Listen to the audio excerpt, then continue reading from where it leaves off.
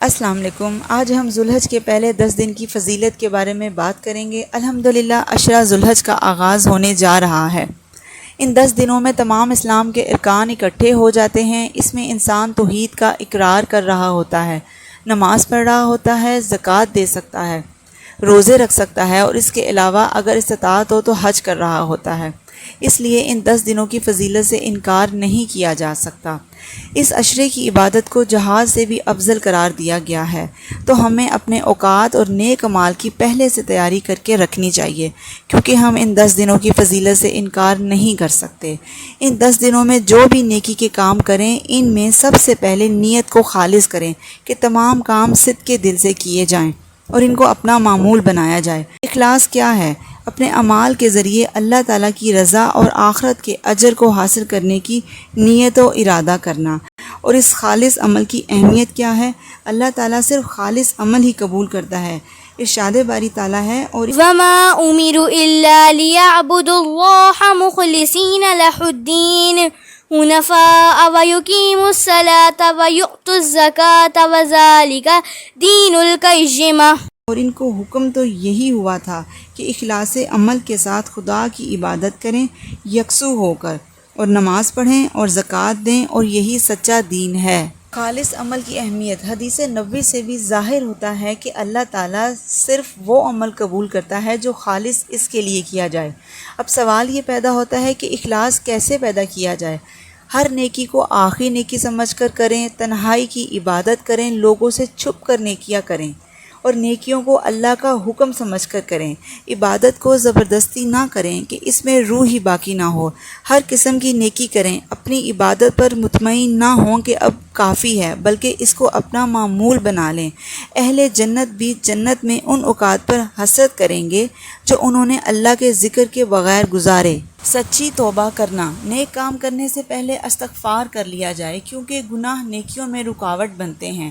زندگی کے اختتام تک استغفار کو اپنا معمول بنا لیں، مگر اللہ خوب جانتا ہے اگر ہم گناہ کریں اور پھر استغفار کریں تو اللہ بہتر فیصلہ کرنے والا ہے۔ ارشاد باری تعالیٰ ہے یا ایہا الذین کفروا لا تعتذروا اليوم انما تجزون ما کنتم تعملون۔ کافرو، آج بہانے مت بناؤ، جو عمل تم کیا کرتے ہو انہی کا تم کو بدلہ دیا جائے گا۔ یا ایہا الذین آمنوا توبوا الی اللہ توبۃ نصوحا۔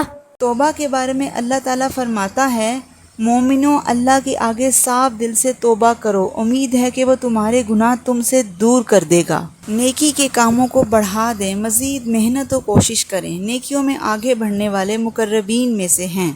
سورۃ واقعہ میں اللہ تعالیٰ فرماتے ہیں، والسابقون السابقون اولئک المقربون۔ اور جو آگے بڑھنے والے ہیں ان کا کیا کہنا، وہ آگے ہی بڑھنے والے ہیں، وہی خدا کے مقرب ہیں۔ فرائض کی ادائیگی پر خصوصی توجہ دیں۔ اس سلسلے میں سب سے پہلے تو اللہ کی وحدانیت پر ایمان لائیں، پھر نماز کو اول وقت میں ادا کرنا ضروری ہے۔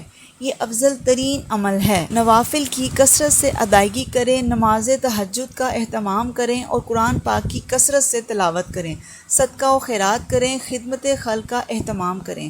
پہلے 9 دن کے نفلی روزے رکھیں، خاص طور پر یوم عرفہ کا روزہ رکھیں، کثرت سے تکبیرات کو پڑھیں اور دعائیں مانگیں۔ گناہوں اور نافرمانیوں سے اپنے آپ کو بچائیں، چلتے پھرتے اور کام کرتے ہوئے اللہ کے ذکر کو جاری رکھیں، جیسا کہ قرآن پاک میں آیا ہے، وَاذْكُرُوا اللَّهَ فِي أَيَّامٍ مَّعْدُودَاتٍ۔ اور قیام منی کے دنوں میں جو گنتی کے دن میں خدا کو یاد کیا کرو۔ ہر نماز کے بعد ان تسبیحات کو اپنا معمول بنا لیں، سبحان اللہ والحمد للہ ولا الہ الا اللہ واللہ اکبر۔ اللہ پاک ہے اور تمام تعریفات اللہ کے لیے ہیں، اور اللہ کے علاوہ کوئی معبود برحق نہیں، اور اللہ ہی سب سے بڑا ہے۔ فرمانے باری تعالیٰ ہے، وَلَذِكْرُ اللَّهِ اکبر۔ اور اللہ کا ذکر سب سے عظیم ہے۔ عید کی تمام سنتوں پر عمل کریں، اور اگر استطاعت ہو تو قربانی کریں۔ یہ بات ذہن نشین کر لیں کہ اللہ سب سے بڑا ہے، اس کی عظمت کا احساس ہر دم دل میں رہے۔ تلبیحات کی ادائیگی کثرت سے کریں۔ لبیک اللہم لبیک، لبیک لا شریک لک لبیک،